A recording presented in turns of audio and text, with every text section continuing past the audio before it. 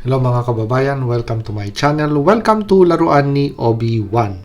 For this afternoon's review, we're going to take a look at SabreTooth. This is part of the BoneBreaker Build a Wave and is presently on clearance at your local Target or whatever store that you visit. So check out for local availability. So I waited for this SabreTooth action figure to really go on clearance because I was just thinking of using some of the parts on this action figure to upgrade this guy. But as you could see, the height and mass difference between these two action figures, the parts are not just a proper match no matter what you do. Okay, but I was really surprised when I took this figure out of packaging at really how amazing this figure is. So let me explain further. Okay, so let's briefly discuss articulation points. So for the head area, the head is on a ball. We also have a hinge system underneath the head area, just under the jawline, the neckline.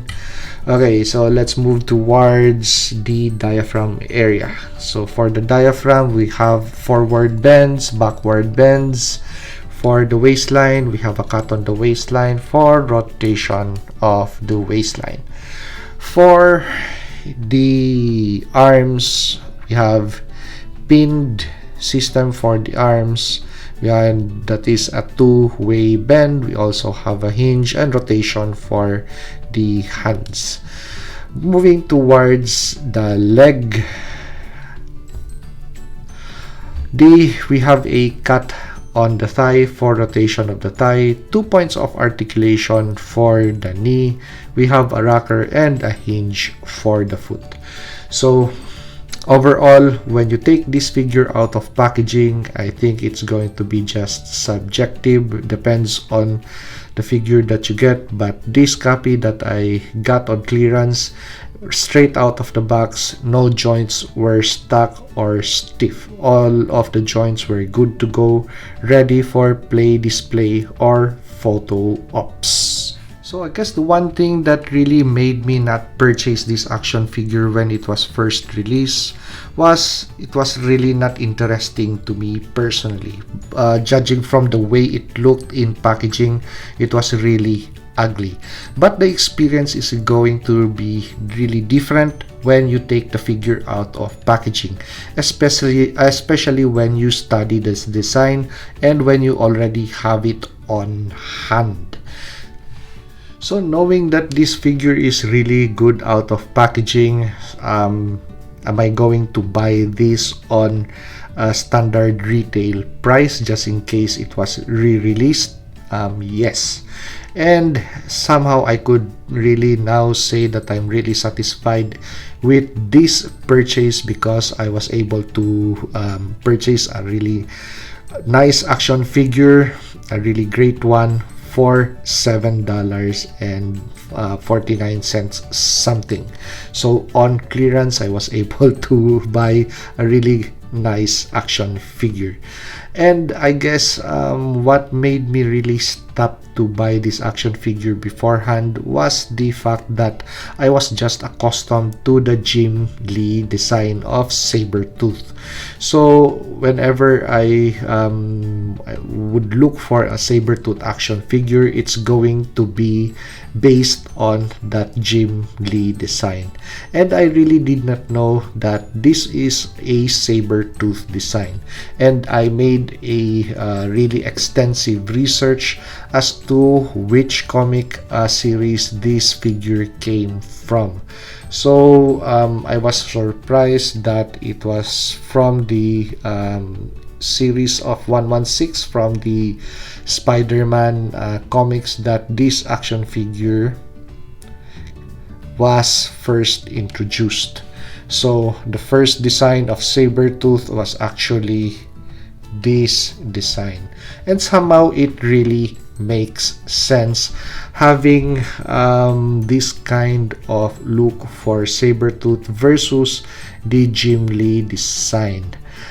Because if you're thinking of the SabreTooth cut, the actual prehistoric cut, and you compare it to this action figure, somehow this feels more like a SabreTooth than the Jim Lee inspired SabreTooth design. So we have the Wolverine figure from the same Bone Crusher wave that this SabreTooth figure belongs to. So is this SabreTooth still retains that tall, imposing look or stature? Then here is your evidence. So actually this SabreTooth figure is still a bigger figure compared to the Wolverine. Not comparing the other action figures on the same wave, just these two guys. So side to side, with regards to bulk, this SabreTooth figure still has that bulk versus this Wolverine figure. So arms length, of course this is a smaller guy. And as for the back, so with regards to how the figure is constructed, you still could really feel that this guy is really more tall, imposing, more powerful, the something that you would really expect of really powerful villain for your hero. Part of the appeal also of this action figure is how ugly looking it is. So for a figure, something that you expect of a villain, you want it to really look a certain way to make the hero more good looking or pretty. So this action figure somehow has that certain appeal of a hairless cat. Ugly and at the same time beautiful. The appeal is there with regards to what you expect in a villain figure, especially for a SabreTooth character wherein you match the character with the actual prehistoric cat. Not thinking or comparing this to the Jim Lee inspired SabreTooth design. So that is just my thoughts on this clearance action figure find. So if you find this at your local Targets, still available on the clearance section, just grab your copy, but because it's not really going to hurt your budget.